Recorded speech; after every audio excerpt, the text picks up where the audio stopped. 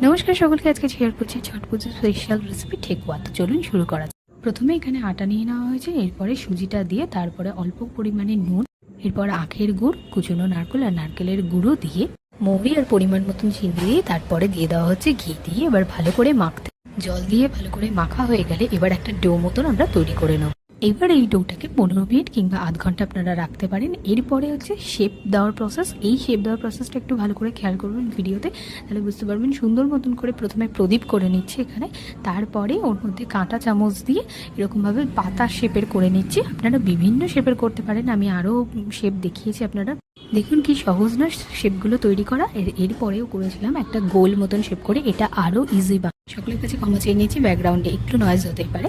আচ্ছা, এরপরে এই গোলটা তৈরি করে নিয়ে তারপরে আমরা তেলে ভেজে নেব। তেলে সুন্দর করে ভাজার পরে দেখুন কি সুন্দর দেখতে হবে।